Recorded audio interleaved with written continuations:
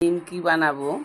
নিমকি দিলাম, সুজিটাকে গুঁড়ো করব, আগে তিলটা দিয়ে দিলাম, মুগের ডাল আর একটু ছোলার ডাল ভেজানো আছে, এইটা দিয়ে এইটাকে আগে আমি ঘুরিয়ে নিই। তিলটা একটু বেটে নিয়েছি, আর এবারে ডাল ভেজানোটাকে একটু মিক্সিতে বাটবো। তার মধ্যে আছে আদা আর একটু কাঁচা লঙ্কা দেয়া আছে, এটাকে মিশিয়ে দেব, মিশিয়ে রেখে দেব।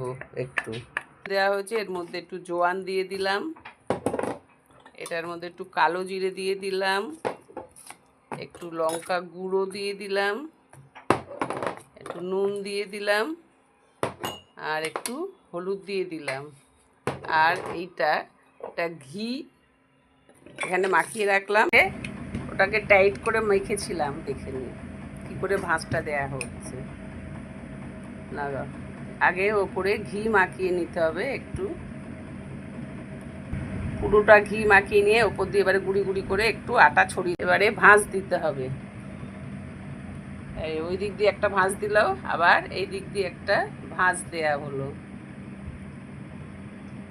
আবার এর মধ্যে দাও, ঘি দাও,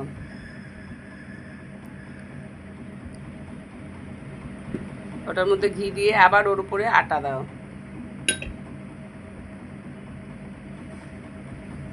আবার একটু আটা দেওয়া হলো, আবার ভাঁজ দেওয়া হবে,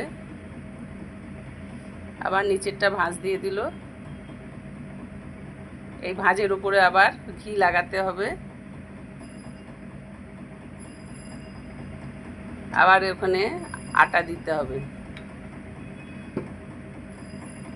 আবার ওখানে আটা দিতে হবে, ঘি মাখাবে আর আটা দেবে, না হলে জিনিসটা ছাড়বে না।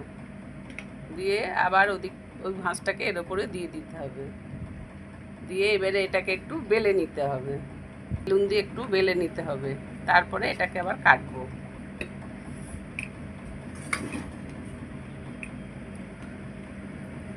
বেশ, আর বেলো না, বেশি বেলো না, এবার মাঝখান দিয়ে একটা দাড়ি টেনে দাও, দিয়ে তারপরে আলু ভাজার মতন করে কাটবে,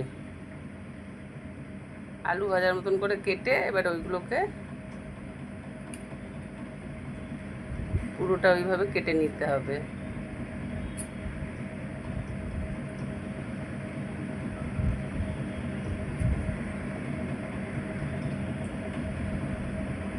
কাটা আমার হয়ে গেছে, এবারে এটাকে ভাজবো।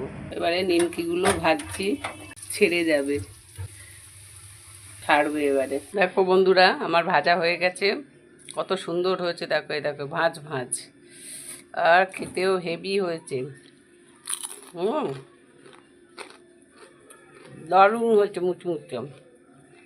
আর বন্ধুরা, তোমরা আমাকে একটা লাইক, কমেন্ট, শেয়ার ও সাবস্ক্রাইবের মাধ্যমে জানিও কেমন হয়েছে আমার নিমকি।